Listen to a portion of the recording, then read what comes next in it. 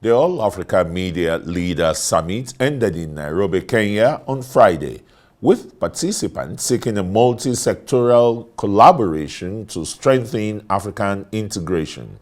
Media leaders from across the continent, including the chairman and editor-in-chief of Arise This Day Media Group, Unduka Obaigbena, addressed the gathering where the challenges and opportunities abound in the industry were analyzed. They were joined by other leaders on the continent who also appealed to political leaders to strive harder to ensure peace reigns so the narrative about Africa to change positively. How many news agencies or editors have had their reporters research these biases and report on them to raise awareness about the cost of these biases in African countries? There is a deluge of misinformation on Africa, and it is increasing at an accelerated pace, driven by a digital revolution and the transition from mainstream media houses to social media. As business models radically shift away from conventional advertisement and subscription-driven models, the potential for even more negative and stereotypical biases will increase. Challenges the notions of media independence, transparency, and editorial control. With the fragmentation of the media ecosystem, has expanded the space for self-expression. That's good. But it has also created a new slew of problems, including foreign interference in shaping the African narrative.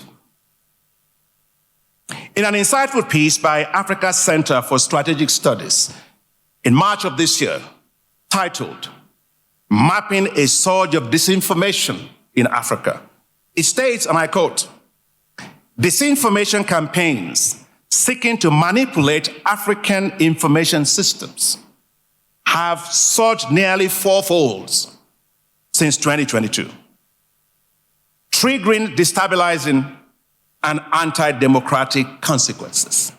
End of quote. Dear friends, this rise of disinformation has been linked to efforts to influence and model up political discourse, incite civil unrest, build distrust between citizens and government, promote ethnic and religious divisions and accentuate divisions, as well as undermine economic, social, and political stability of countries. I believe the first All-Africa Media Summit, which I chaired, was in Dakar in 2008. Correct. And then we hosted a big one in Lagos in 2009. And we've moved from country to country. So I can only urge you that the time for dialogue amongst media, the time to engage our leaders in good governance is now. It's a matter of shame that you are a Nigerian, or you are a Kenyan, or you are a South African, and you need visas to go across Africa. Whilst in Europe, they cross borders without action. So if we cannot fix the visa regime within our countries, in our continent, how can we trade with ourselves? So the first barrier that has to come down is the visa barrier between Africa, for there to be meaningful trade between Africa. That's number one. Number two, we have to build proper governance in Africa and encourage democracy across Africa. To that extent, we should salute the change coming from Senegal, where democracy is thriving. And we urge all the sit-tight leaders around Africa, it's time to retire. We need to build a new continent and make poverty an issue to be tackled. If we don't tackle poverty, we will not be able to build the governance structures we need to propel Africa. And we cannot really be expecting the world to fix our poverty problem. Our poverty problem has to come from home. It's a matter of shame that African leaders will take themselves, 21, 30, 40, or 50 of them, to go and sit with a prime minister in India, or a prime minister in Italy, or a president of China. It's a shame. Do the leaders of China, Egypt, Europe, come to sit with one African leader? Our leaders must fix Africa and give us the dignity that we deserve.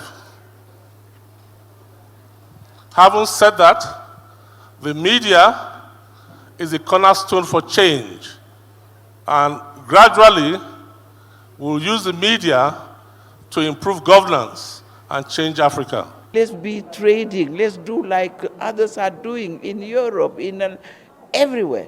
Why are we continuing? Do we want not to develop? Do we want to see the next generation, in our own resources? Because part of our problem is our natural resources.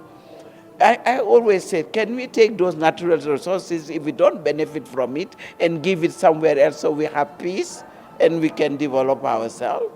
So can we now at least take what we have, transform it, and continue to feed them if this is what they want? But at the end of the day, let's ourselves be smart and make sure that we do the right thing. And the right thing is to make sure that Africa be stable, Africa be feeding itself, and that is where we position we women of Africa to say enough. Let's put our boys and tell them we need what? Positive masculinity. We need men and boys because it's a societal issue. It's not about me as women alone, you as men. It's something that in a society to have a common issue, common agenda. And that's where we are, all of us, working on a society that can solve its own problem and make sure that we develop our continent. We actually rise up to the challenges. When it's easy, our babies can do it. But yes, it is complicated. Yes, it is difficult. Not only in Africa, around the world today, working on media, trying to improve media, in a world where you have all these new technologies which are changing totally the landscape. Not necessarily bad things. These new technologies bring also good things. But people and professionals need to be in tune with those changes, need to be with them, use them to improve their businesses, improve their countries, improve this continent. Everybody recognizes it. Without good professional media, the continent will never be able to achieve its human and economic development goals.